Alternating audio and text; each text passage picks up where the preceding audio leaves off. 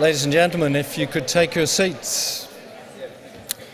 Good evening, ladies and gentlemen. Welcome to 66 Portland Place, home of the RIBA. My name is Alan Vallance. I'm the Chief Executive of the RIBA. And it gives me great pleasure to welcome you all here this evening. Thank you very much for joining us for the RIBA and VitrA talk. We're incredibly excited to be continuing this programme of talks, which showcases the best in contemporary, established and emerging voices in architecture. We're now into the second year of the programme, where leading architects speak at events taking place here in London at the RIBA, across the UK and also internationally with events in Istanbul in Turkey. Our thanks go to VitrA Bathrooms, who are partnering with the RIBA and sponsoring this prestigious series, and we're delighted to have them again here with us this evening. Welcome to you. Tonight's event is yet again a sellout, which we're very happy about, and we're also live streaming this event across the RIBA's YouTube channel. So the camera's there. Colin, the cameramen don't very often get a name check, but we're live streaming the event again, which is great. So a very warm welcome to all of you out there, and thank you very much indeed for joining us. For those of you here in the room, a couple of housekeeping points before we begin. You're very welcome to keep your mobile phones on, but please, if you keep them to silent or vibrate.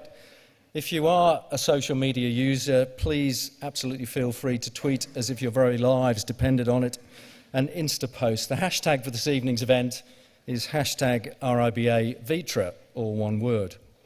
We don't have a fire alarm planned for this evening, so if you do hear the fire alarms, it's the real thing. Exits can be found to my left and also at the back of the building, and our staff will guide you to the assembly points. We're thrilled to be joined this evening by Craig Dykers and Kjetil Thorsen, the founding partners of Snøhetta. For 30 years, Snøhetta has designed some of the world's most notable public and cultural projects, including the Norwegian National Opera in Norway, the Times Square pedestrianisation, and the National September 11th Memorial Museum Pavilion, which is at the World Trade Center in New York, which I visited just 2 weeks ago. More recently, Snøhetta completed Europe's first underwater restaurant, in Norway, the expansion to the San Francisco Museum of Modern Art, that staircase, and the design for Norway's new banknotes. And they're going to talk to us about some of those projects and the ethos behind the practice in a minute. The format for this evening is a lecture, so Craig and Kjetil will come up shortly, and that'll be followed by an opportunity for questions from the audience in the room. So I would encourage you very much to start thinking about those questions now. That's all for me. I will come back onto the stage after they've finished and moderate the Q&A session. But for now, ladies and gentlemen, please join me in welcoming to the stage Craig and Kjetil. Thank you.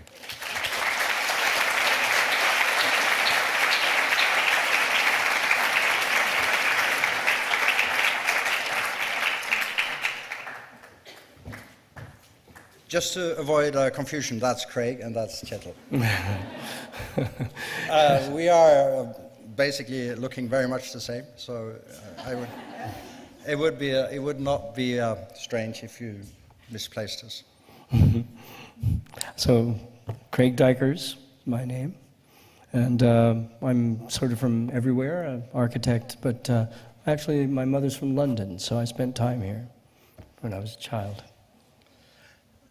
Many people, especially in the Nordic region, believe that the name Snøhetta comes from this area, this mountain area, which you see here, which is called Dovre. And actually the highest peak, which you see in the background there, is actually called Snøhetta. But the fact of the matter is, we took the name from a beer place downtown Oslo. The whole of Dovre is located as one of the very famous historical places in Oslo where you drink beer and port wine, which is a very, very dangerous combination. And our first practice was established above this hall of Dovre, which carries the same name as this mountain area. And that's why, since we were above in the attic, we took the name Snøhetta. It's been following us ever since, and it took some time for us to understand the importance of this. simply because the name with the Ö has carried us through. And in many ways, it became part of the symbol and part of the signage of how we're dealing with things and reminding us of our Nordic heritage. Actually, we visit, since the very beginning, this mountaintop.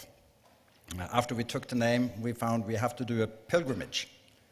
And this pilgrimage moves us every second year to the top of this mountain. It takes about 4 hours to get up and about 4 hours to get down. And in fact, we do gather a lot of the officers from around the world to actually make this walk. Can you recognize us there? I guess. There's Kjetil in the back with a bandana, and that's me with the white jacket. So, whoa. Yeah, it's the first cowboy ever on top of Snøhetta. It was the first trip we had there was relevance. We came up to the top. It was cloudy. All of a sudden, the clouds split. The sun came through, and it took about 40 seconds, and then it all went back in and really cloudy, and we walked back down.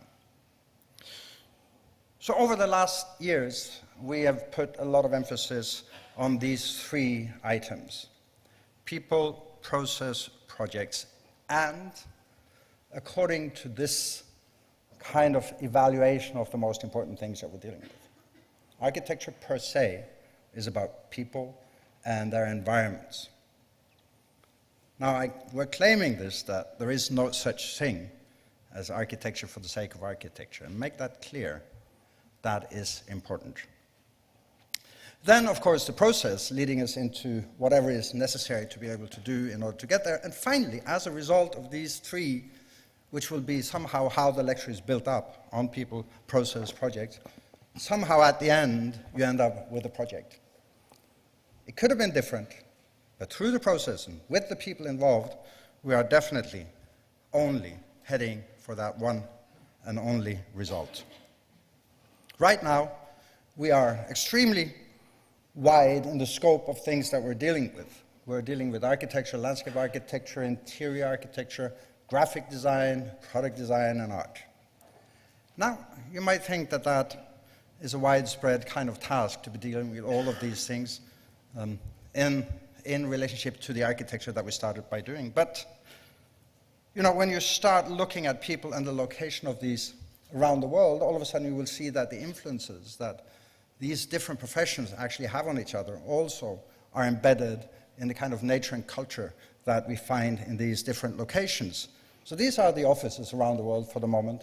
You will see from the left to the right, San Francisco, New York, Innsbruck, Paris, Oslo, Hong Kong, and Adelaide. Now, we love this kind of thing with Innsbruck, for instance. So when Bjarke Ingels heard about Innsbruck, he said, how random is that? we actually do believe very strongly that it's about the people, and we do believe very strongly in a word that we probably have invented ourselves. I'm not quite sure. We found it in the medicine terminology when it's about exchanging blood. But transpositioning actually in a very simple manner means that we take different professions, we bring them around the table with a lot of deep knowledge within every profession, and then we change professions. We actually tell the psychologist to become architect, the architect to become a philosopher, the philosopher to become an artist, the artist to become a sociologist, the sociologist to become a landscape architect. And by doing that, we're bringing all the expertise around the table, but we're leaving their basic understanding of their own profession behind. It's a little like an orchestra that rehearses instruments that belong to each other when they're rehearsing. Now, it is very important to say that transpositioning only really works when you are creative. It avoids the professionals in saying, I've done this before, I've tried this before, it didn't work. And it doesn't hold them liable 5 years down the road. So we're getting the full body of the professionals in the room where they become themselves rather than only their own profession. Now, this is important when it comes to developing ourselves and in the way we are thinking about things, simply because it gives us the opportunity to combine possibly unknown issues. However, when it comes to people, of course, the ABC of psychology is extremely important, and we've utilized that when it comes to the effect architecture has on people. If it is in larger stakeholder groups with clients and how they actually do react, or whether it's in exhibition spaces where people are actually interacting with us as an office, where the production line of certain projects happen in that space, all the way up to the actual product and how that affects the public. Like with the first project that we actually built, the library in Alexandria, 30 years ago, we started that project. And the open space situation that you generate is full of generosity. So to some extent, you educate people to use communal space. You educate people to move into a certain situation where they feel that it belongs to them. We actually did train craftsmen in Egypt. We trained 21 young stonemasons to actually hand carve that particular 6,000 square meter stone wall. We opened a quarry where we took out the stone and could actually split it. And all of these effects, by bringing people together, paying them regularly on site every month, making sure that the security on site was intact, we set out by saying this should be the first project in Egypt where nobody dies on the construction site. And we managed.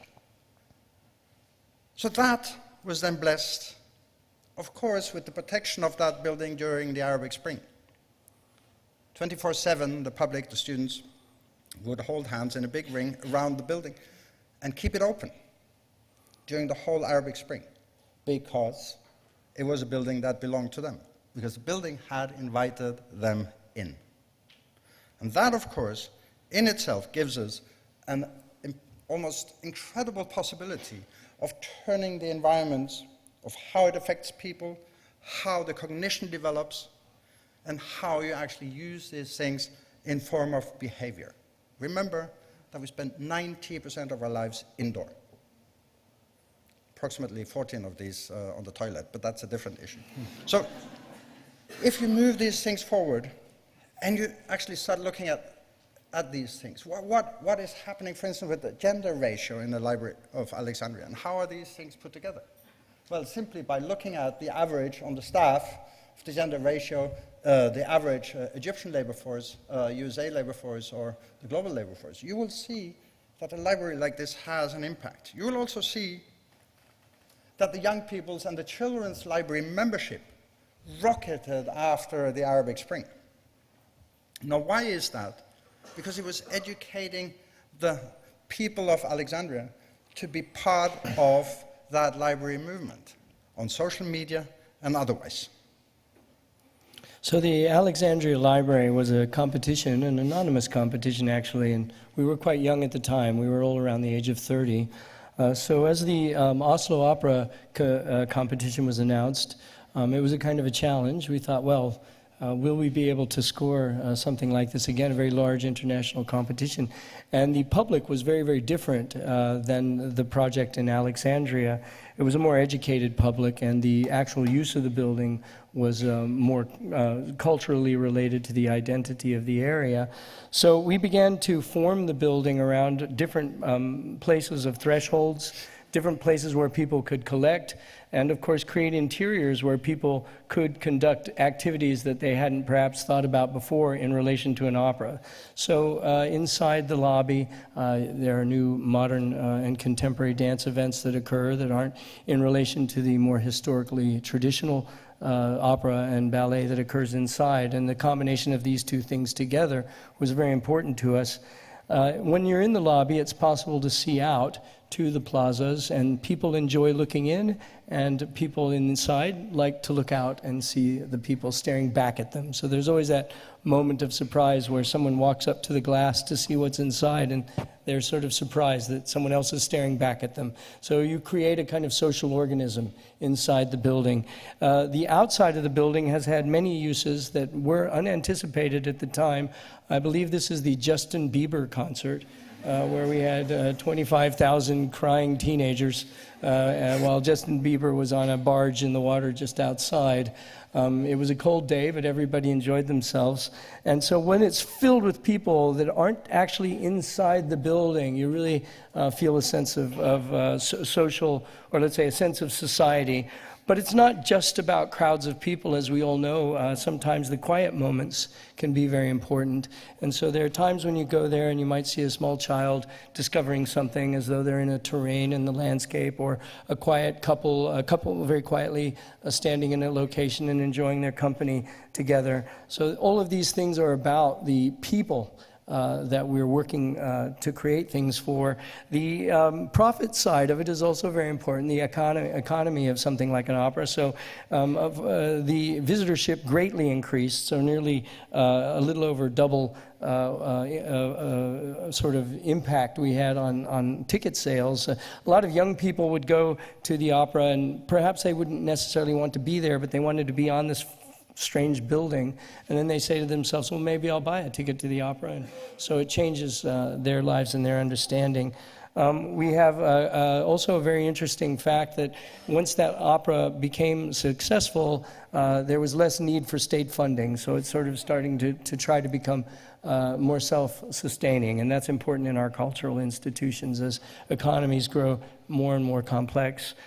We also completed recently the San Francisco Museum of Modern Art, which you may have seen as kind of an expansion to the Mario Botta building that you see in the foreground here.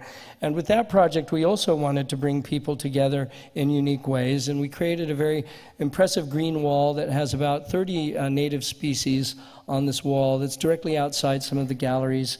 The planting plan for that green wall is quite special. This is all how the plants are configured there, and they're all in specific locations related to daylight and rain and water access. But what's important here is that people just enjoy walking up to that wall. It's a soft moment in what can otherwise be a very challenging environment where you're interacting with works of very contemporary art. So there's a balance between these worlds. At the stairs, there are little places to sit, many places to relax and sort of clear your palate as you move through what is a very large collection of modern art. In fact, when we finished this, it was among the largest museums dedicated to modern art in the world, but it surpassed the New York MoMA. New York found out about that, so they have an expansion campaign, and they just opened their new building, which now makes it larger, so they're back on top again. The stairs are rather exciting for people, and when we started the project, everyone said, no one will take the stairs. People don't like to take stairs. They anticipated elevators or escalators, but we demanded that the stairs be built into the project, and now these major switches happen. So in the old building, 80% of the people took an elevator, and in the new structure, 80% take the stairs. So a completely different way of understanding how to move in a building that's important. There's a wonderful sense of daylight inside the building, and also artificial light, which resembles daylight, so that one feels a natural progression between where there are windows to the outside and where there are carefully controlled spaces to the interior. Probably one of the more exciting parts of the building are the toilets, and I think since we're sponsored by VitrA toilets, it's good to call that out. And as Kjetil mentioned before, I believe it is 92 days a year we spend in the toilet. So I suppose one could say that if we made toilets better places, we'd all be happier as a civilization. And that's a kind of a joke, but it's also very serious. We have all these sort of banal animalistic things that we have to have in our lives. Going to the toilet is one of them.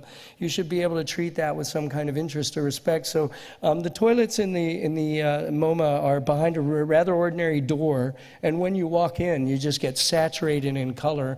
These are colors that were brought out from the average colors of most of various parts of the collection. So I believe they were, at some point, voted the most Instagram toilets in the world, which is, I guess, something special to be proud of. There are a number of other statistics that we've been evaluating since we finished the building. Massive increase in attendance. One of my favorite statistics is on the left, where 1 in 10 households are members of the museum now, which wasn't the case before. And more importantly, I think 25% of visitors enter the museum free of charge, and anyone under the age of 18 is admitted free. So this is a radical change how the institution is connecting to the people around it. And without the financial success that they've had, they wouldn't be able to offer this kind of advantage to young people and to others. Just to close this out in terms of what it means to talk about people, one last comment is, when I looked at this picture, or when we look at this picture, it's two people in some kind of serious argument. And you may ask yourself, why are they arguing? Why is one person hitting the other? Clearly, there's a politician who said something, or one of these people is mean and the other's not, or there's some kind of social condition that people are becoming radical about. We see pictures like this all the time now. But if you look at the picture, everything that is in the frame of reference, the plaza, the floor, the steps, the walls, that's all architecture. And architects like to disassociate themselves from these events. But actually, everything that we make frames these events and contributes to how people react. We are self-domesticating creatures, so we make our own zoo. If you make a good zoo, if that's possible, a comfortable place, then the animals will treat each other with respect and they'll treat themselves well. If you make a terrible place for an animal to live, they get anxious, they get angry, and they get sick and die young. And we do that to ourselves. This is our zoo. Everything in here is our zoo. We make this place to hold ourselves in some kind of domesticated level. So we have to recognize that as architects. I think this is yours. Is this mine?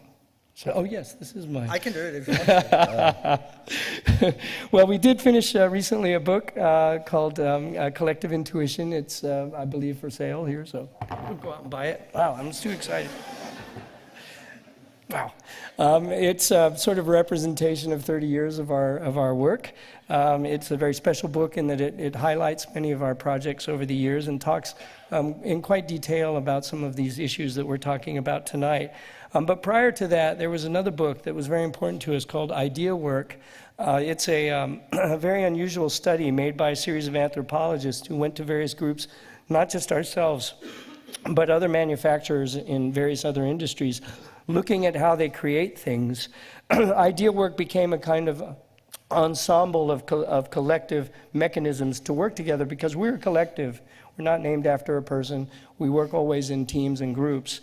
This book talks about 3 processes that are important in our office.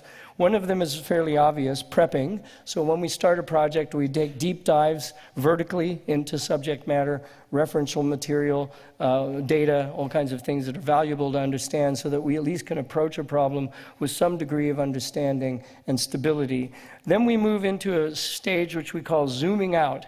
That's where we sort of set the data to the side, step very far away, invite others into the studio that may not be architects or people in the industry. They may be scientists, artists, people who write, literary types. And we talk about things that are unrelated to the data that we had before. So there's a kind of general cloud of understanding that's more liberal, more intuitive.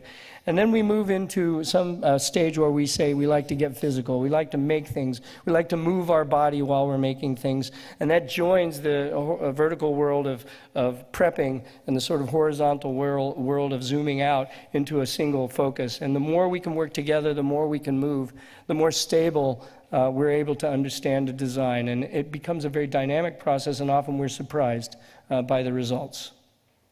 So in this kind of work, when you start looking at our own people, when we start looking at society, and we start looking at how it affects the public with our post-occupancy studies that we've shown some few of course, there is a complete design process following all this initial work that we're doing in the creative process.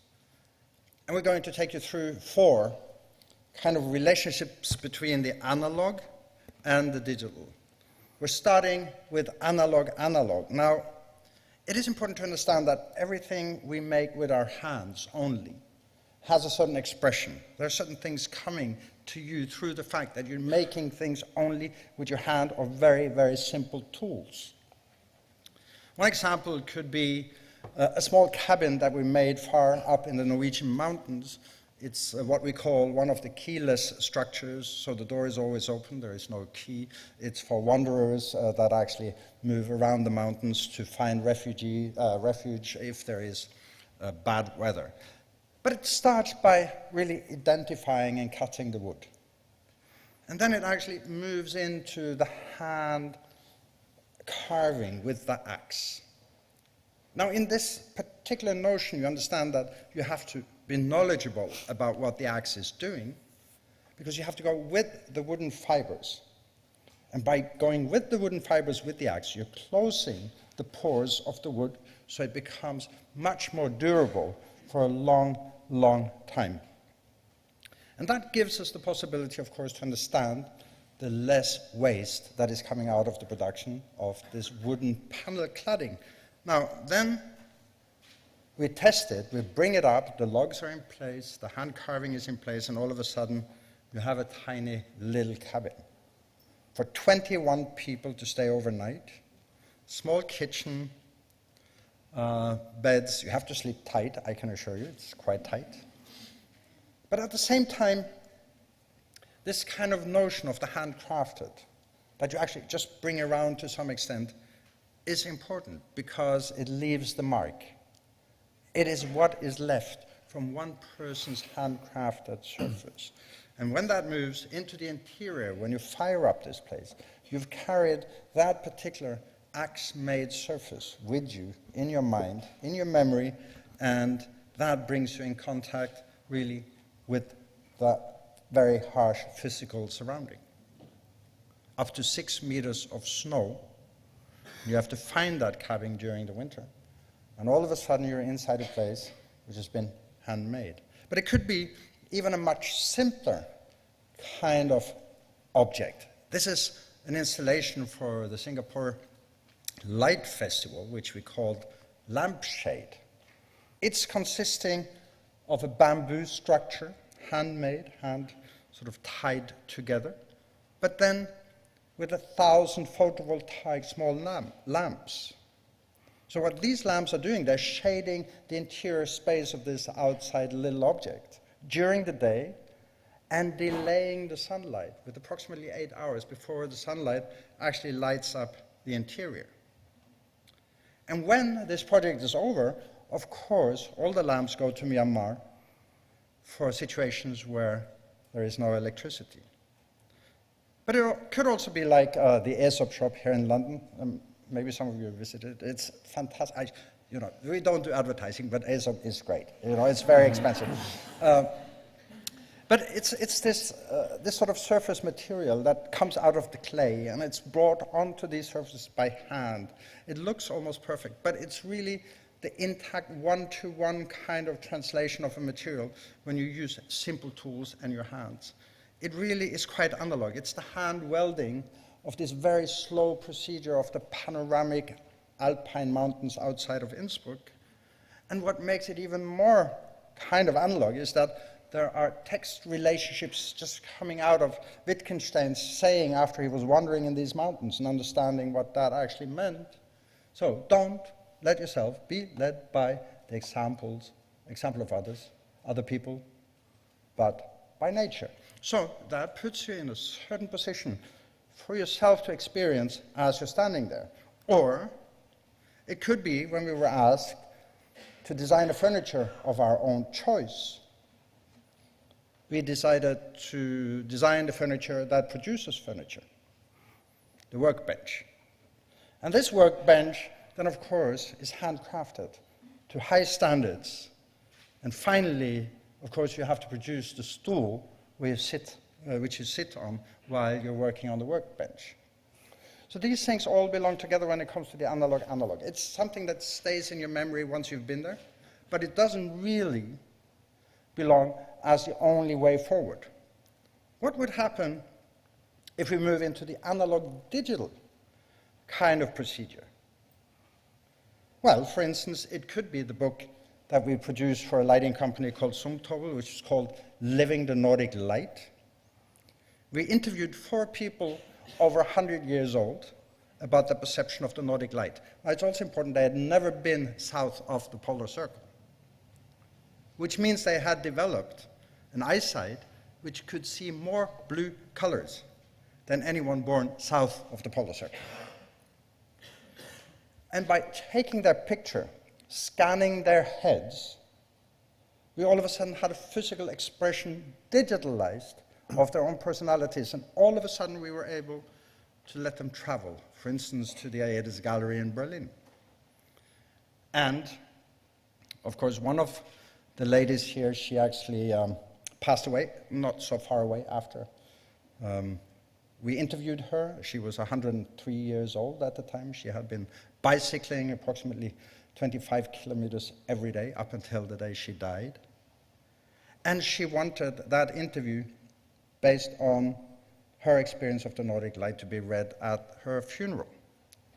So to some extent, it has an impact. These things, when you go from the analog and you digitalize, it gives you the possibility of creating new things.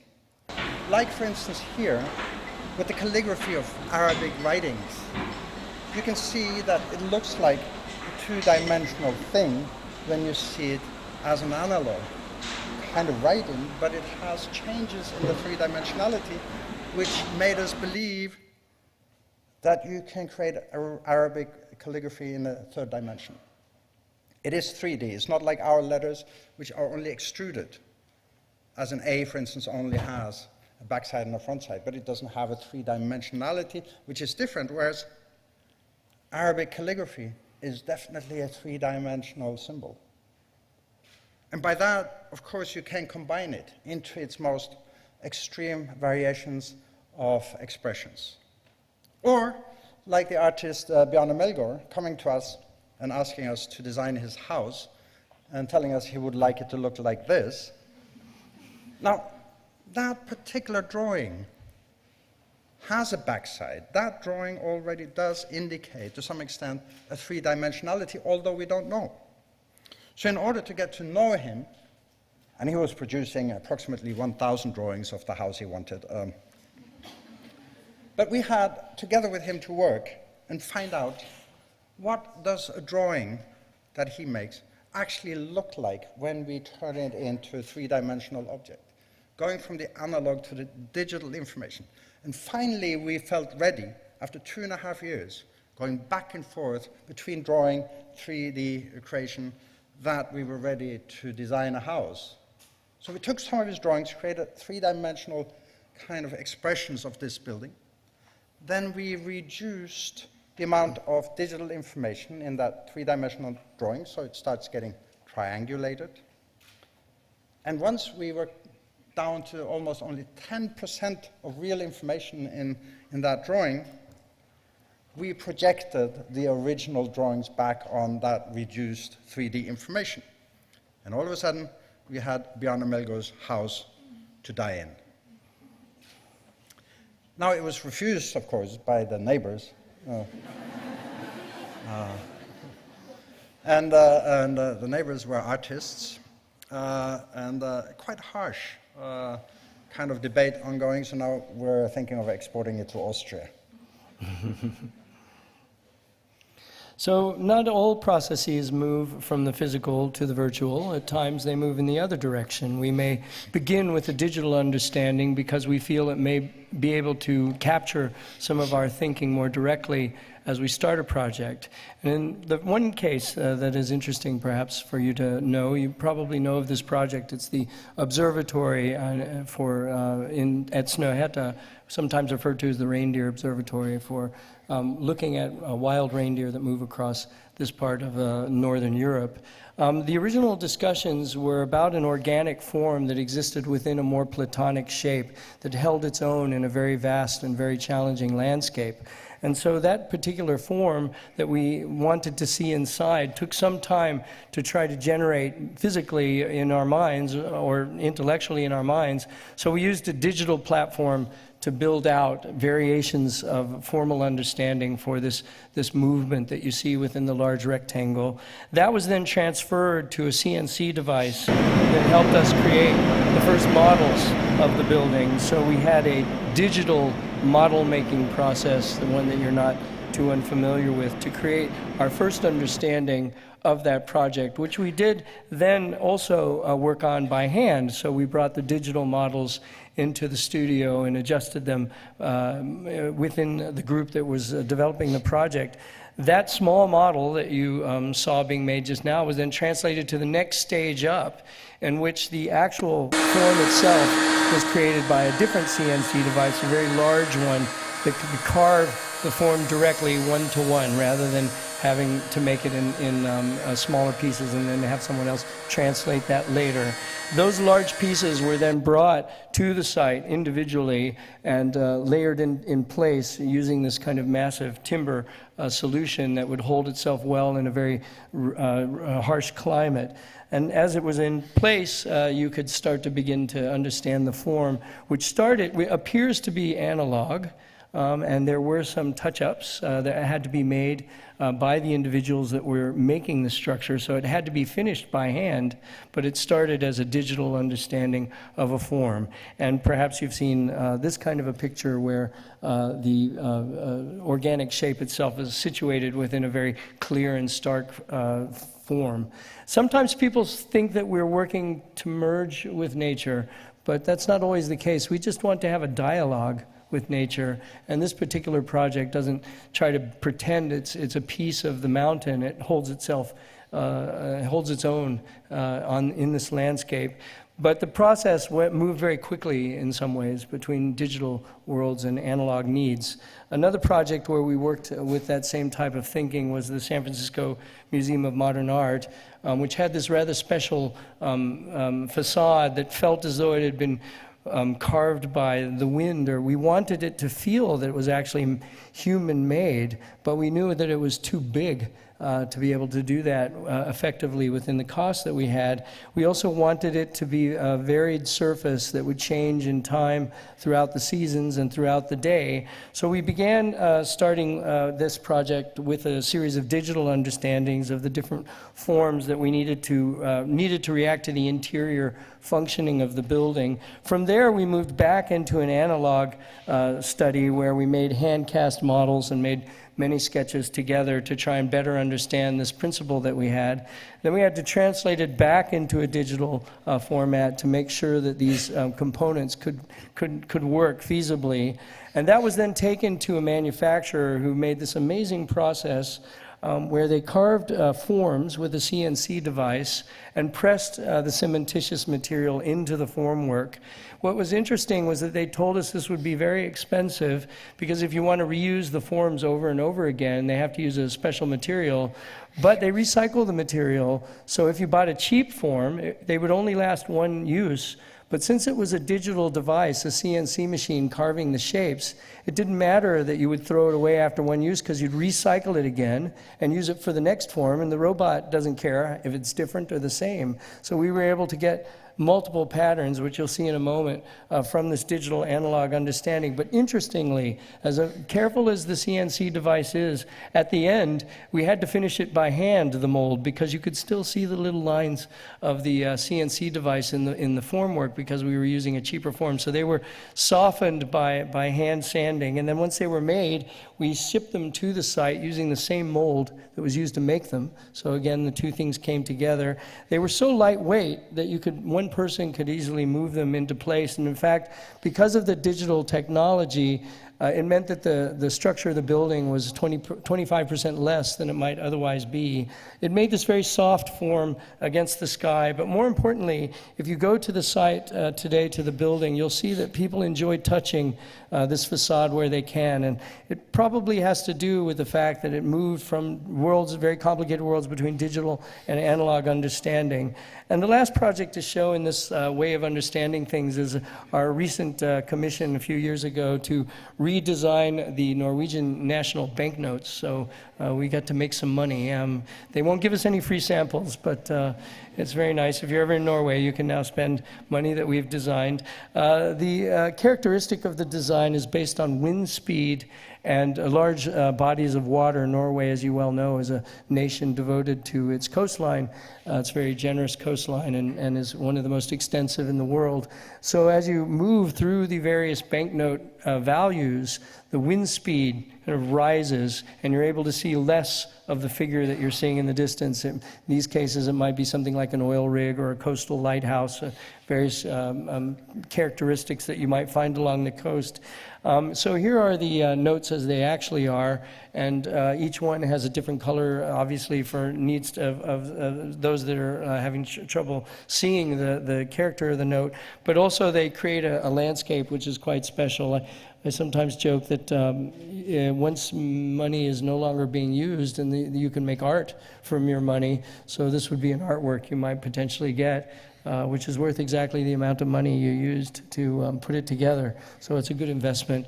And as that we move from there, we move into digital understanding. So some things that we do never really realize themselves as an analog feature. There's a project we've made recently in Sweden. It's called the Tree Hotel, which is a part of the Seventh Room collection of hotel spaces that you can go to in this area and sort of occupy space in the forest.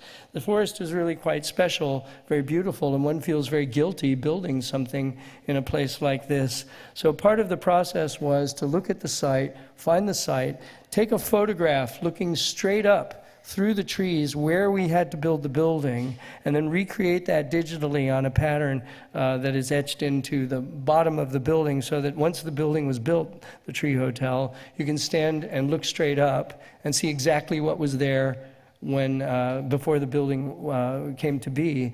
So the trees only exist in a digital world, and they were only able to be created in this digital manner. Here you can see how it's possible to access this hotel. It goes all the way, you can take that staircase, one of the trees goes right through the courtyard, so you can sleep with the trees. I suppose you're all used to the films and video, so many of our projects currently really only exist in the digital world, and where they'll go in the analog world, we're not sure. We recently received a commission to create the new National Opera in Shanghai in China, and this was one of the films that was created for that. We'll just watch it for a moment.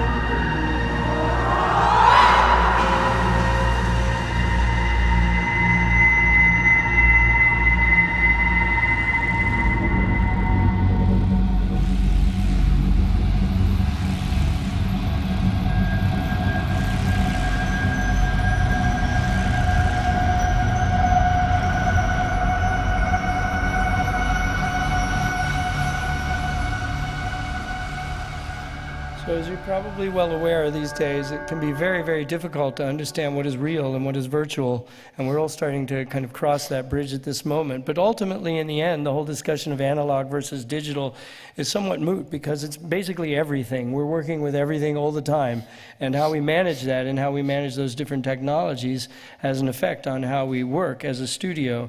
And so that's one way of seeing what's important in terms of how you make things. But there are other issues, of course, that are driving our studio very acutely. So over the last 30 years, we have been taking social, much used word, maybe wrongly interpreted, sustainability at the top of what we're dealing with. People as such in their own environments, in their own habitats. Now, this has been extremely important because in 1987, the UN report by the Harlem-Brundtland Commission defined 3 major tasks for the future sustainability of this Earth: the social sustainability, the environmental sustainability, and the economic sustainability. And all of a sudden, we were realizing that we've pushed these boundaries of understanding without leaving it behind of social sustainability as an element of trying to do architectures that made a difference. Now, 12 years ago, we got into the understanding that this is not going to be enough. We have to add on, we have to really take a stand when it comes to the environmental issues that we're actually facing. So 12 years ago, we were part of establishing something called the Powerhouse, which consists of lobbyists like Zero, contractors like Skanska, a Norwegian client, a semi-governmental client called Entra. And we got together and we started looking at what kind of challenges can we actually deal with within the existing technologies that we have without having to change the architecture completely. So within that kind of orange use area, we knew already that we had been establishing ourselves quite well. It's all about conscious use of materials. You know, like in the Opera House where we claimed never more than 3 materials meet in a detail. If you've started using a material, that material should really expand to the limit of its usability. There is no reason why, if a wooden floor works here, you need to introduce a carpet somewhere in the middle of that floor, because if it works here, it works there. You had to make conscious choices on the continuation of the choice of materials and make sure that the level of detailing was kept within the production line that gave it the quality that it needed. Then we started moving in and having new experience and new understanding of the CO2 equivalents calculated into these materials. The raw material supply, the transport, the manufacture, the transport of the construction. So production stage, construction stage, understanding really what kind of electricity mix is going into one stainless screw compared to another. How much can we actually take out to understand the CO2 equivalents that these materials represent during that? Also, we started moving just a little bit into the deconstruction of this. It's not yet a complete cradle-to-cradle situation. It is really almost just the beginning of understanding what could zero emission for a building start meaning. And even here, we don't have, for instance, the reuse or the recycling of all the materials. But we do understand very clearly that the fact of this at least brings us much closer to the situation of a zero emission building. So the first project, or one of the first projects that we've actually done 3 or 4 in a row, is the Powerhouse Kaia in Trondheim, middle, quite far up in the northern parts of Norway. And people say, okay, if you can actually do a zero emission house this far north, then you can do it basically anywhere. Really, because you have to store the energy, clean energy that you produce for the winter. So you have to calculate in the batteries, in the CO2 equivalent footprint of this building. It could be this one kind of family house where we've been testing out all of the issues that are dealing with factual material content and the movement further into the swimming pool, which is really a container. Sort of just took away the lid of the container and created a swimming pool, or the reuse of materials in the building themselves. So then slowly, we've developed within these last 12 years to look at more of the end-of-life situation of the building and start really understanding the CO2 equivalents as you're starting to recycle things. Not yet even complete circle, but at least getting so close that we can de facto defend a CO2 break even over a period of 60 years. That means the payback, which we'll see, happens over the period of 6 years, and we can claim today that it's fully possible with all existing technologies to produce completely new buildings that break even after 60 years.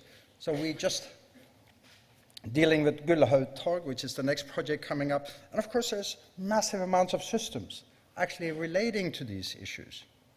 Well, ventilation is one, as we will see, but of course it's the whole message of this building. So many people are today using zero-emission buildings only related to operational consumption of energy. Ridiculous. It's not even close. We need to take construction, the materials, the recycling of the materials into account, because that is the real footprint of any building. And here we tested that also thoroughly with the reconstruction of an old building close to Harvard within the Harvard campus, seeing how much can you gain by recycling a building? Where is the starting point for the CO2 if you start reusing the building that you already have? And we found that it's extremely high amounts of CO2 that can be written off in relationship to already existing structures. That's CO2 which is already out there. So with all the kind of tools that we have, measuring the wind flow, the light conditions, moving them back in, it is actually possible to do what we call a 000 house. It's not heated, it's not cooled, it's producing its own energy, and all the materials are recyclable. Which means also to some extent that the elements that you're using in order to create this cannot be glued together. They have to be mechanically fixed. Otherwise, you cannot separate them to recycle them. It is getting pertinent that some of these things are actually developing themselves. And I have to be quite honest, up until today, we have not managed a full cycle project which takes all account of all the CO2 equivalents in an object. We've only managed it with one little element that is a plastic recycling project from the fishing industries all the way up in the northern parts of Norway, where we are recycling plastic waste from the fishing industries into a chair. And that's how complex it is. We've spent 12 years intensively researching these elements, and per as today, for a full cycle, this is as far as we got. The chair's leg is recycled steel. We know exactly what kind of electricity mix has gone into recycling this chair. We know the CO2 footprint. We know the plastic, where it's coming from. We follow the value chain. We know exactly how much energy goes into recycle the plastic and recycle it again. We know exactly how much it weighs. We know exactly how popular it will be once it's cheap, which it is. You don't have to buy the material. You don't have to pay damn shit for the plastic. It's there. However, the problem with the producer would then be that if this chair becomes so popular at this price, that the producer would actually start producing chairs out of virgin plastic. So what we make them do is to sign in the agreement, once the plastic is not available, or over a period of time when it might not be available, or you have not been able to collect this plastic from the fishing industries, you may not produce the chair. So it's a cycle of elements, and I think you might know the EPD, the Environmental Product Declaration, EPD, which actually is a full cycle kind of thing. You can look it up. It's been developed by many different companies throughout the last 10 years. These product declarations we need for every building material, for everything that we are dealing with on an everyday basis, for us to be able to control. Now I'm hopeful, because right now we have a project coming, which is the Svart Hotel, by the glacier of Svart, which means black. It's very white, but it's called black. And this is off-the-grid hotel. which deals with every element of recycling, waste, energy production line, and carbon storage when it comes to the wood itself. Now, make no mistake, wood is not a carbon storage unless you plant a new tree every time you cut one. And there's a real issue when it comes to understanding these materials. However, we've come to a point where you can see the difference in operational consumption of energy from a normal passive house situation to the right down to the consumption that we have in our own Svart hotel. It's a reduction of 3.1 million kilowatt hours per year. You cannot almost, to have still an indoor climate, get much lower in operational consumption. So as you will see, in a powerhouse, still the operations, when you squeeze it down to approximately 15 kilowatt hours per square meter, will be only 13%. And you probably cannot get much lower. So what will happen if you need to reduce the CO2 footprint of that building? You can probably only do it through materials. The choice of materials that you're actually using when you're constructing the building. Now, there are endangered things that should already be in a recycling loop, like aluminium or copper. You should not get these metals out of the ground. We should use what we already have, and we have enough if we optimize it. Just to give you one example. At the beginning of a project, you will see very clearly that this is the embodied CO2 equivalent at minus 25 million approximately here. So that's after the construction. So this is the total embodied energy calculation. And from that point in time, you have to start paying back by clean energy production. And it takes you 60 years to break that line where you're back to zero. It's too slow. So the only way we can lift that CO2 print, if the consumption is the same, is up to the actual footprint of the materials. That's the only way we can go back, by reductionist thinking when it comes to how we understand this.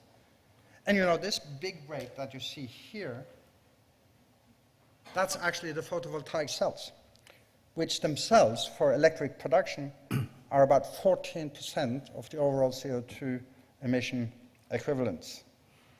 So if we could now imagine that maybe, which we've all been waiting for, the nanotechnology finally will produce a solar panel with 10,000 times larger surface than a normal photovoltaic, we would actually manage to bring the CO2 footprint of harvesting solar energy almost down to zero. And by that, you could cut this line with almost 30 years without changing anything in the building industry. We can use what we have, with the exception of the photovoltaic cells. Now, this technology, believe me, is going to come within the 2 or 3 next years. And we're looking very much forward to it. As important as CO2 footprint is, and it's a vital issue in our time, certainly, we're also working with a number of other ventures. Certainly, we're very intrigued by how we can support habitat and biodiversity in our world that is separate from the discussion of materials. Many years ago, we started looking at the decline in bee populations around the world. Of course, a lot of this has to do with chemical interventions in the agriculture industry, but there are other challenges that bees face, one of them primarily being natural habitat. Most of them are domesticated and used for making honey and other things. So we tried to address that by creating a new kind of habitat for the bees. The bee itself would somehow be given a place to live that might be somehow supporting its ability to propagate. So we created these very attractive looking beehives that would be placed on tops of buildings and provide a kind of natural setting for the bees to live without having the challenge of domestication. The idea was that they would be so attractive, people would enjoy putting them on tops of their buildings, and they would be happy with the fact that there might be bees on a building they would normally not think about having that kind kind of condition. The beehives themselves were built around the natural shapes of the hives that we might find nearby in the region, and so we've developed a number of various forms to capture that so that the bees would access them with some degree of natural ability. Another issue that's interesting to us is bird life. As you know, there's probably around 300 million birds that die in relation to buildings every year, and some of that has to do with the character of the buildings, but not everything. The fact is that every time we build a building, we displace the habitat for the creatures that lived where that building has been placed. And is there a way that we could possibly rebuild that habitat in the structures themselves? I always think it's funny that if you look at classic or historical architecture, you'll find statues of birds on the buildings, but if an actual bird shows up on a building, somebody will kill it. So we'll only accept it if it's kind of stationary. We won't accept it if it's alive. So we started looking into a design for a kind of brick that would have carefully understood dimensions that would allow different kinds of creatures to live within it. And that brick could be built into the facade. And by the way, architects are often making things for dogs or animals, and they tend to be based on design character, and we weren't working with that. We were working specifically with the science of the needs of each of these creatures, and that's what created this form that you see here. Those bricks could be inserted into the facade of a building and allow for different types of creatures to exist depending on the place where it is created. So that's still a prototype. Same with the beehives, but we're working our way towards making these things real.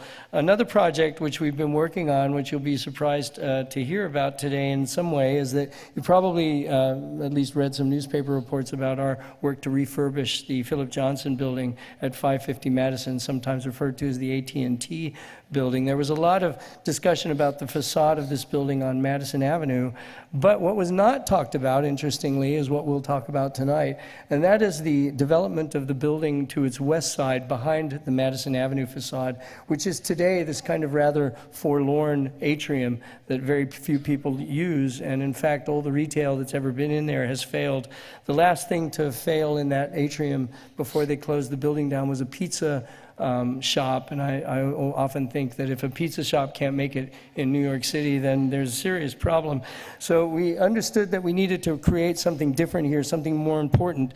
So we decided to remove the annex, that building that you just saw that was covered with a kind of glass arch, and we're creating a new park, a very large park filled with habitat in the space where the annex used to be and where that arcade was. This will be the largest new park in Manhattan in an urban setting. It's larger than New York MoMA's sculpture garden, and this is free to the public. Anybody can go into it. A large portion of this garden is inaccessible by humans, and so it will only be available to animal life that will be in portions that are higher than street level. What's interesting about this park is that if you look at the amount of open space available to individuals in Manhattan, it's actually a fairly decent amount, and most of Manhattan has a good relationship between open space and density of people. The only place that doesn't is Midtown Manhattan, which was woefully below the average that the city has set as 0.15 acres per 1,000 workers. Midtown Manhattan, which has a tremendous density, has only 1.1 acres. When we build our new park at 550 Madison, it will increase that number to 0.16 and pull the whole average up for the neighborhood back to where it should be. So it's an important contribution to habitat, very near to Central Park. We're creating a space for roughly 45, 47 new trees. We're planting a number of different types of nativized and native species into this new park, and it will create a number of new social spaces that simply don't exist in the middle of the city. So we actually, many of the botanists in our studio evaluated what type of vegetation can be in this space to make it active for various types of creatures. And so as you can see here, the areas at the top are inaccessible, and it's only the areas on the bottom where people live, and this is a kind of view of it. So it was never talked about in the press. Only ever people talked about Philip Johnson and his facade. But we thought this was a very important addition to that project, and we're very proud of it. We're also reconnecting to a waterfall near Portland, Oregon, called Willamette Falls. It is the second largest waterfall behind Niagara Falls in North America, but it was heavily industrialized over about 100 years. Most of the waterfall water was diverted, so the waterfall doesn't actually exist really anymore. Today it sits in this area. It used to go all the way along the edge before the space was industrialized. All the industry moved out, and so what we're left with today is a kind of empty shell of what used to be there. It has some cultural interest by the people that live there, but it's really a kind of desolate place, brownfield site. We looked at the area and realized after some study that these large platforms for trucks to drive on are actually built on stilts and not on fill. So if we were to remove the platforms, we could re-expose the natural terrain that exists under it and allow the water to flow in a new and more useful way. This would allow new habitat to be exposed in this district. So it just shows you, I suppose, this is the way it is now, and once we pull out all of these platforms that are cement and the columnar structure that holds them up, all of the ancient waterfall gets re-exposed. It will allow new access to this space also by the indigenous people that consider it sacred. And we're also trying to protect some of the industrial artifacts. So for example, this area will be cut out with a kind of big saw to give you a view to the waterfall, and then we're making more habitat on the top where people can't access it. There's a clarifier tank, which you see here on the left, and we'll fill it with soil and add a new garden on top of that clarifying tank and allow access to these structures that are somewhere in between landscape, habitat, and architecture. We're very carefully understanding the way in which water flows to the point that we have now a very reasonable understanding of how we can recreate the natural water flow that existed in this area before all this industry was built. Over the past few decades, the level of water has risen, and in fact, there are numerous floods that occur here every year. These show you the extent of the flooding that occurs, and the water rises up so high that it floods most of the town now. So with the re-exposure of this hydrology system, we're able to keep the water in the location where it generally, or let's say ordinarily, flows, and it won't flood the city. So we made this kind of analysis here. You can see it stops roughly at that point and keeps the city able to exist in a reasonable way while coexisting with the waterfall. The last thing to say about this project is that we've done some very careful analysis. This is probably the most important thing about this project. We've evaluated the life cycle of all of the natural and native flora and fauna that exist in this area, and we're creating a calendar for the year where people who want to come here and enjoy themselves and have festivals will not interfere with the natural life cycle of the fish and the plants and vegetation and other animals, mammals that live nearby. So this calendar will help the project succeed even after it becomes, probably will become very popular. So that's it with a kind of general understanding of some of the things that are important to us. We're going to quickly go through some things that are on our tables. If you're still patient, we have approximately 100 slides. We could go through them quickly. Yeah. I think it would make sense. The recent projects we don't have to talk about, you can read about them. But we can show them quickly. There is a sequence of quite different projects. Let the pictures sort of take you, and then if there is anything, we can also discuss that later. So the first project we'll show is a new library in Philadelphia. It's in North Philadelphia, a place which you may know has had serious demographic and social crises over the past 3 or 4 decades. This is generally what the area looks like. We wanted to bring people from the community together with the university. Our idea had to do with unification and that way of connecting people from different worlds. That was generated a particular site plan where you could move in from the community side of the campus or from the core of the campus into a kind of vaulted form. And this is the way that that appeared. So we'll flip through these rather quickly. Entrance side to the campus, entrance side to the city. You can move all the way through. They appear in these kind of unique vaults. As you enter the building, the vaults begin to appear. And it's a very complicated structure of arches and an oculus that penetrates through that structure. The actual framework of the computer model made the vaulting system itself. And just to let you know, the reason this is affordable, and you'll see in a moment it looks very expensive, is that we calculated the curves to be just soft enough that all the material could be sent flat, and they bent them in place up on the ceiling. So there was no customization to that ceiling system. And there it is in place. Looking up to the top layer of the library, just opened about a month ago. You might see it soon. The cafe has areas which are dedicated to people in the nearby area. So those computers over there can only be accessed if you live nearby, but you're not a student. So it's made for the entire population. It also has a makerspace in it. So nowadays, the libraries are filled with places where people can make things as much as they take books away. And so there's a whole set of 3D printers and things that you can access directly in the library. So it's a new way of understanding what a library can be.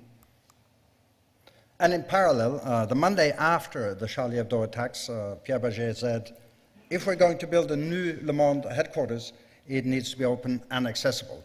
And for all means, they had bought 2 sites. So all we had to do was to combine these 2 sites, cut it with the spheres representing Le Monde, getting the projects back, and creating a bridge that connects these two sites, turning it into one headquarter.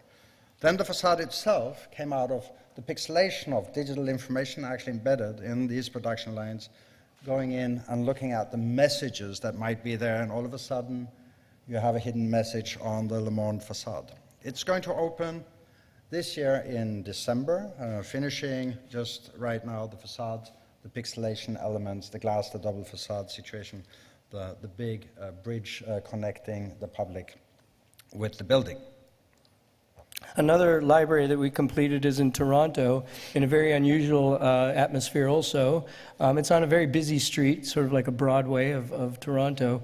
It's somewhat known for the old record shop that used to be there, and apparently a strip club, which was directly next door to the site. So it was a very strange kind of condition for context. But we took it on, and we wanted to make something that could compete with this and hold its own as a library, which most people don't ordinarily associate with places like this. We created a condition where we lifted the building off the ground, bent it so that it would allow direct sunlight into the main plaza below. We created a series of model simulations to allow the maximum amount of daylight into these spaces and create a comfortable feeling as you entered the library.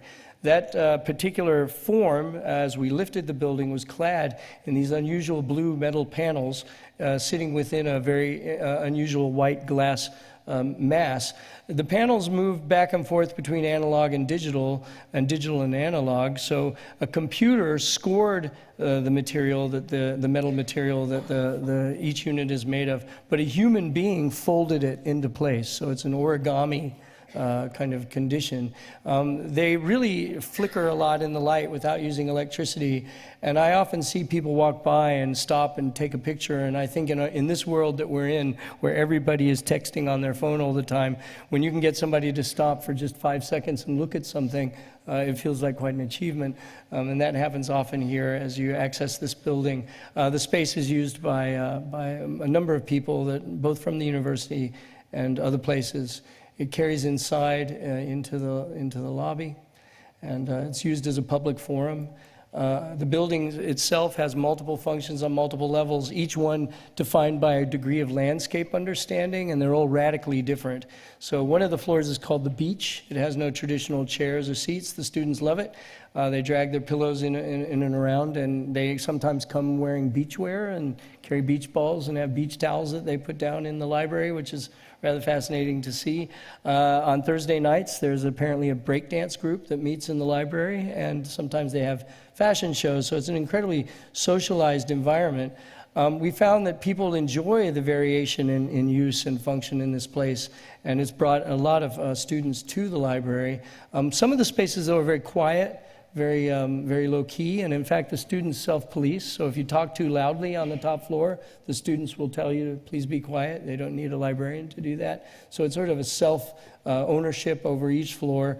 We found, and this is an important statistic, nearly 100% of the students agree that it is not only an enjoyable space to study, but it's a great place to socialize. And we're often seeing now that the connection between socialization and knowledge is extremely important. And so that left us to another project. I know we're running over, so we have to ask the audience, shall we continue or shall we drop it and discuss? We only have a couple more left, I think. Okay, so Swarovski is a production line of tiny little glass crystals. What they said is, again, we want to create the 5.0 industry line for how we produce our crystals. So we created a space where everyone meets.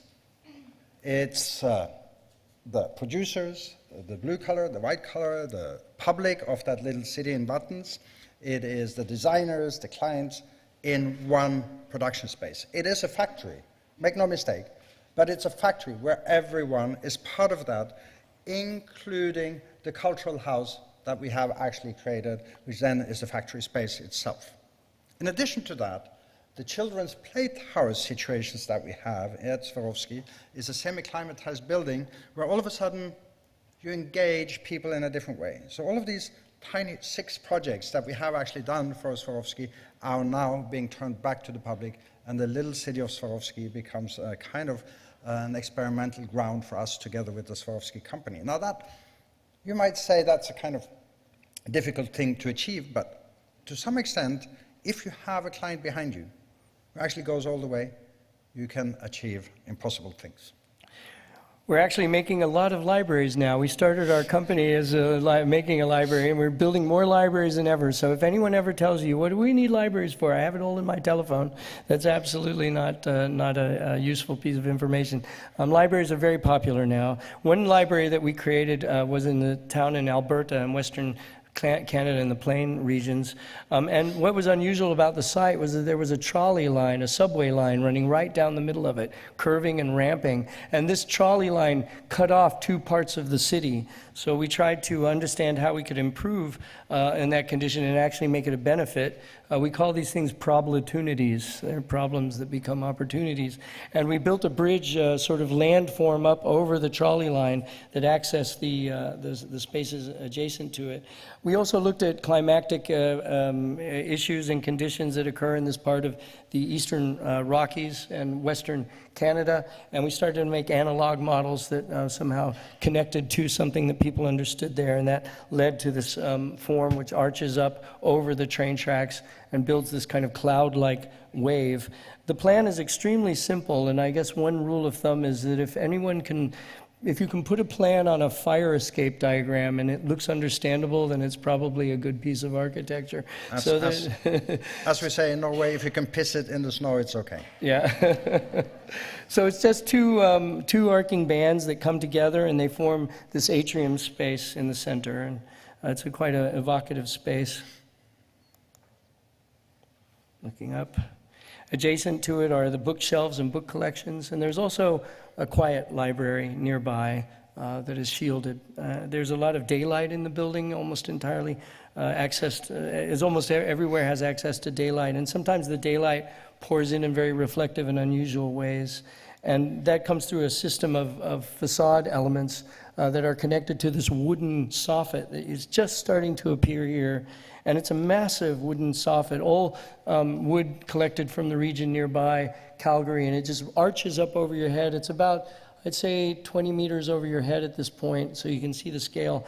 And it connects all of the exterior spaces together in this rather magnificent arc-like shape that people connect to as they enter the building. So to make it sort of full circle, we don't only do libraries and cultural buildings, we also do design restaurants, for instance. And when the client came to us and said, okay, we want an underwater restaurant, it was challenging, but we knew that the oil industry had already been building underwater for ages. So it couldn't be that difficult. But the first thing we had to do was to convince the client to move the location, so find a different site that was more interesting. So from the very beginning, it was really all about creating this object that was a marine biological platform. The restaurant came as a result of wanting to research coastal lines of Norway. So we constructed it the way the construction sites in within the oil industry actually are happening. We floated it out onto site. We filled it with water so it could sink into place and we could fix it so it wouldn't drift away.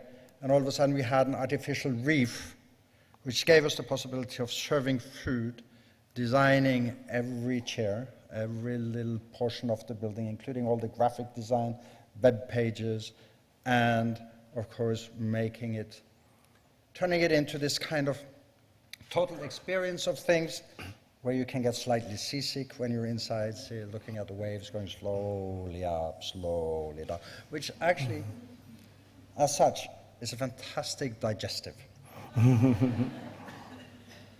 But also large cultural projects of different sizes, talking about the King Abdulaziz Center for World Culture in Dhahran. You know, Italo Calvino wrote the book Invisible Cities, you know it. The keystone of the Roman arch is our culture. If you remove it, the Roman arch will collapse. So we created a Fata Morgana with the smallest possible keystone that can hold this structure up. If you do remove this keystone here, the structure will collapse.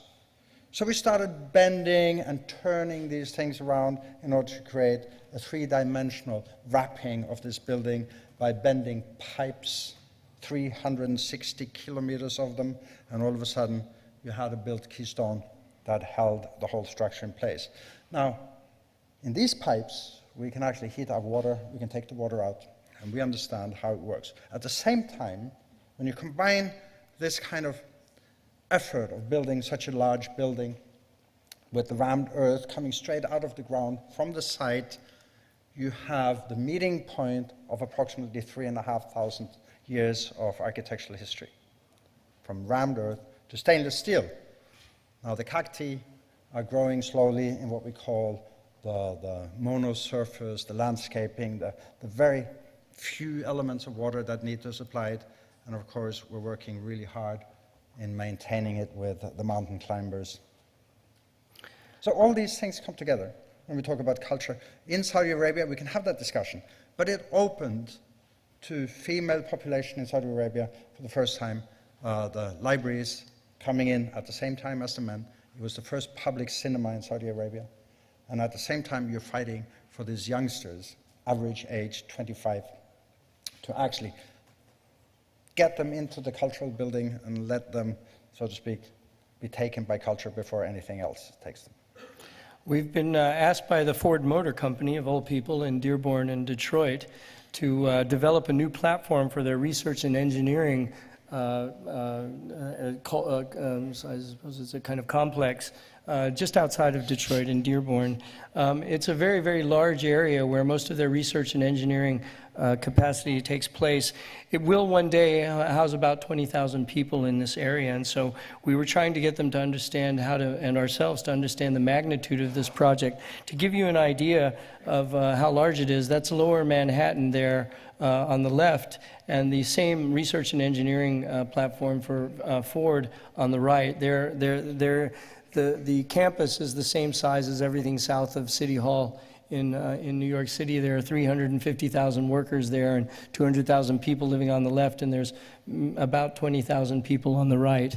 So how to densify this was very important to us. There's been so many master plans made at the Ford company since they began creating automobiles, and we wanted to make this new master plan show awareness for environment and show how a company like this can be connected to the places where they have consequence. We did a lot of study, and we determined that below the ground are these two interesting forest conditions that you can't see anymore. They're covered with parking lots, and there's a hydrology problem because of water flowing underground here. So for our proposal, we pushed everything outside of that so that all the new buildings would be in a natural condition, even though you can't see it, with something's relevant that is below the ground.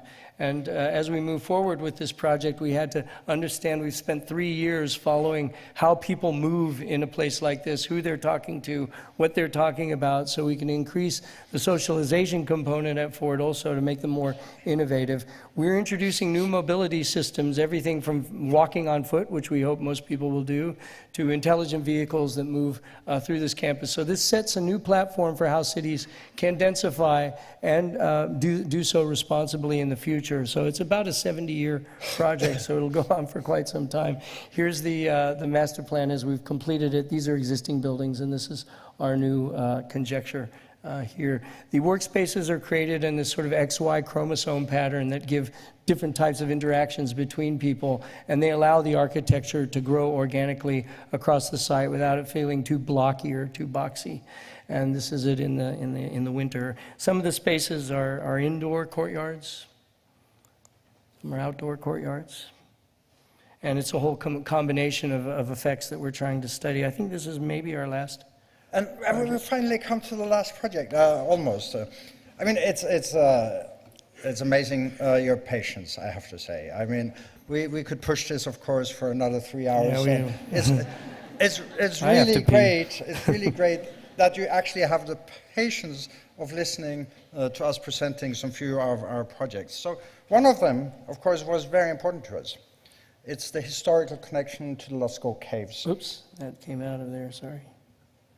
That one's out of place. Yeah, there it is, sorry. Oh, you're okay. So Lascaux is the place where the Lascaux cave is.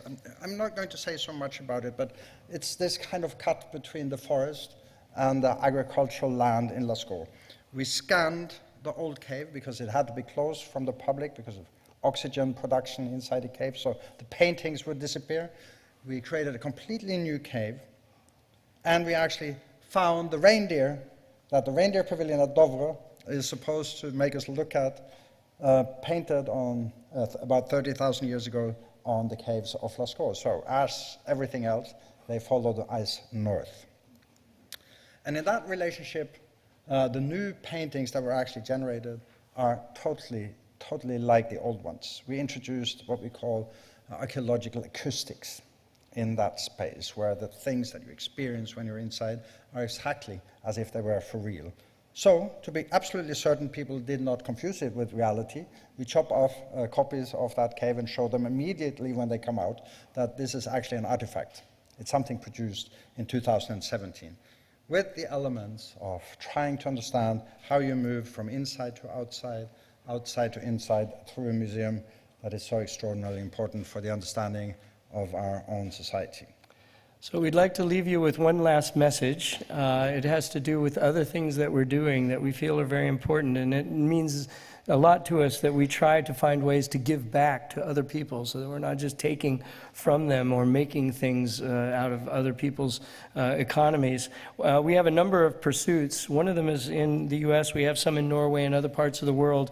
This particular pursuit, called Pencil, is where we connect to school children in middle school age in underdeveloped areas which have very little kind of education access, so that we invite them into our studio. They come from places that are very, very far away, places like this in Brooklyn, East Brooklyn. They're very diverse neighborhoods, often with some of the most diverse and dense populations that you can find nearby, and they're just a wonderful group of kids. We bring them into the studio, we give them access to all of our equipment, we give them design problems, and they make those, they create a solution, and then they present to us, and we critique them in our studio. So just here's a quick little kind of message that was part of a film. It's inspiring for us, for me, to create that space, to give them the tools, to teach them the framework, and then to say, do your thing, and to see what they can come up with.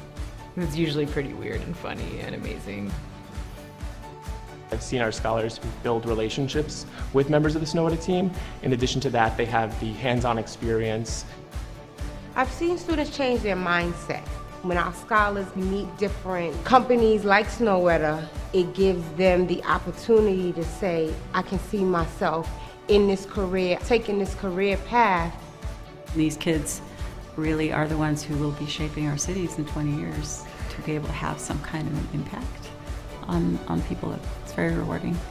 So architects, I think, perhaps need to take on more of these kinds of pro bono activities, things where you're involving yourself with the people of the future and of an entirely different world that we simply don't have the ability to exist within today because of all the social and economic challenges that many people face.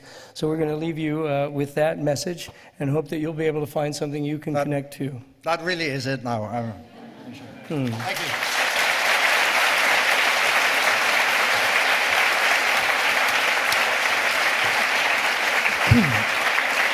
ladies and gentlemen. Thank you very much. We've spent the last sort of, it's been 90 minutes absorbed in what Craig and Kjetil have had to say. So absorbed that we've actually run out of time for questions, unfortunately. Not at all. Would you like to ask a couple of questions? Can we give you a little bit of time? Do people want to ask a couple of questions? Let's make a few minutes, shall we, yeah? We're not in a hurry. We're here one. Yeah. And anybody who would like to leave, please feel free. We won't be insulted. Okay, so we're conscious we have gone over time, but that was an absolutely absorbing 90 minutes. I've got about half an hour of questions myself, but I think it's not right that I ask anything. If the audience have some questions, would you please put your hand up? We have some roving mics. We can repeat the question if there doesn't... Just say your name and ask the question. So have you got any hands up? Anybody? Don't be shy. I'm looking. There's one one at the back there. Chloe, thanks. Yeah. Just tell us your name and ask a question of either the guys. Thank you very much. I was wondering if you could talk briefly about your process with the Arctic Preservation Visitor Center in Svalbard. Yes, the Ark. Yeah. Go ahead, you can... No, you go ahead. Well, yes, we could probably give each other's talks. We've been together for 30 years, so we almost feel We're like an old couple, I yeah, can assure you. yeah, it's like an old marriage, we fill in each other's thoughts.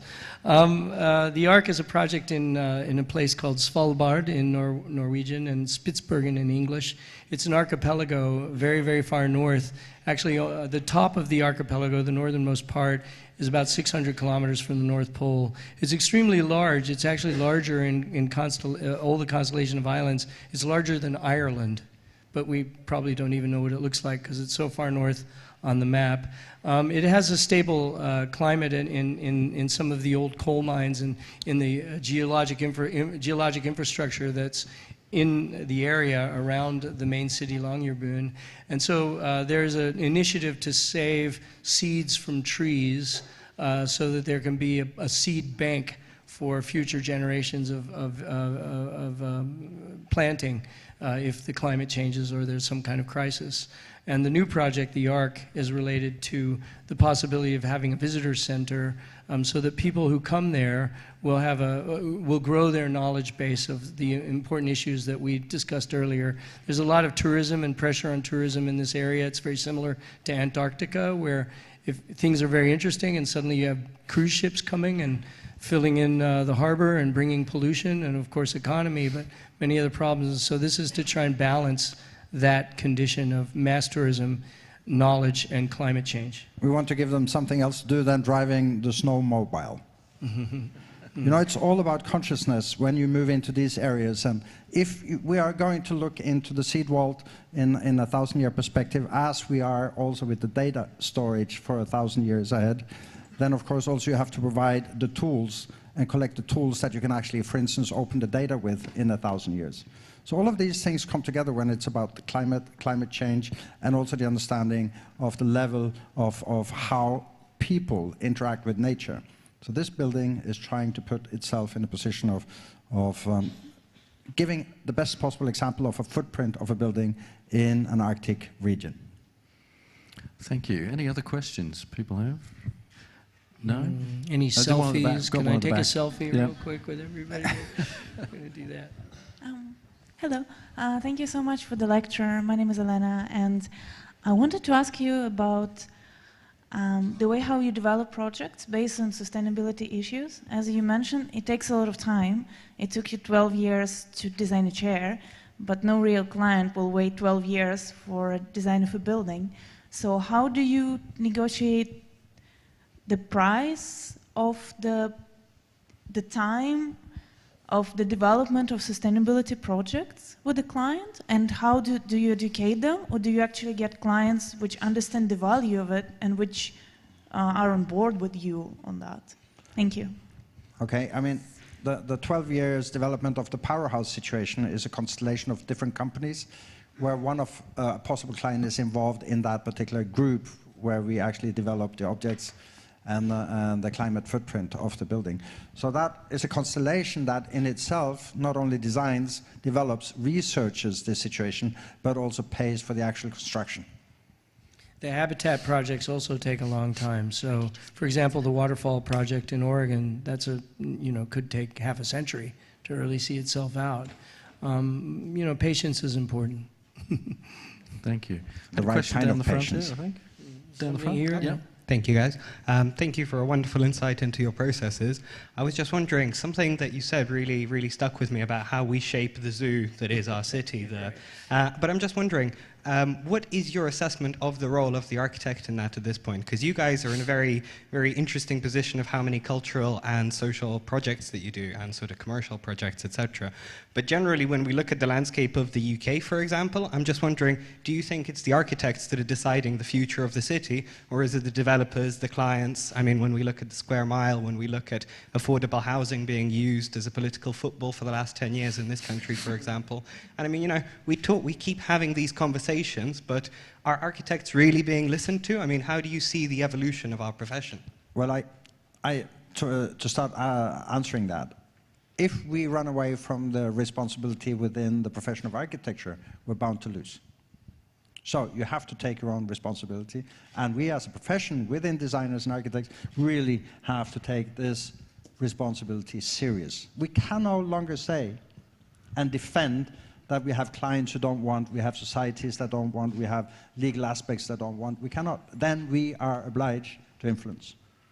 And it is a collective, obviously, but in some way, the idea that the architects can step back and simply talk about tectonic form, balance, symmetry, alignment, all these things that we were taught in school that obviously are important in the creation of architecture, but are they the actual value of architecture? It's a gift that we have to be able to create 3- or 4-dimensional space. That's a nice thing.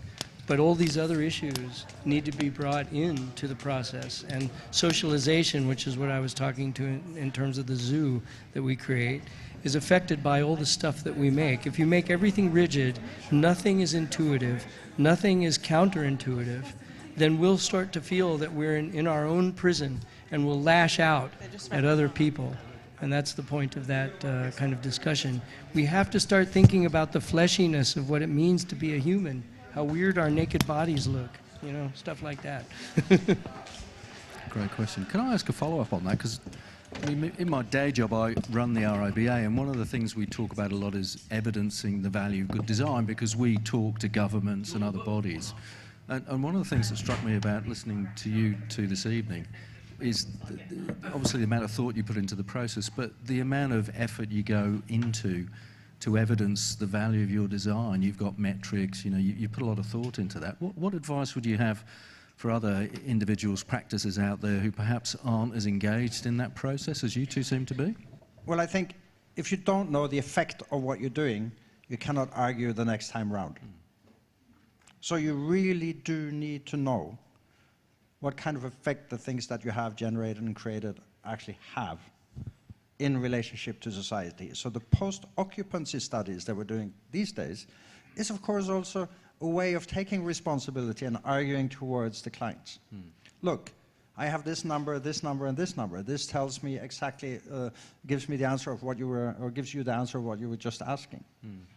So if we don't move ourselves into a position of deep, deep knowledge into everything we're dealing with, when it comes to design, understanding of climate, biodiversities, we are not only generalists, we are specialized generalists. Very true. I would say also young people seem to understand this better than the old guard. Making a collective provides strength. So if you're a group of people like we are, you can get much more done. And we knew that when we took on the Alexandria Library. We were just a bunch of young kids shortly out of school. And if any one of us would have said to ourselves, I'm smart enough, I can do this project, I don't need any help, we would not have won. But we came together as a group, and we used the power of the group. And we're still working that way. Yeah, fantastic. Thank you both.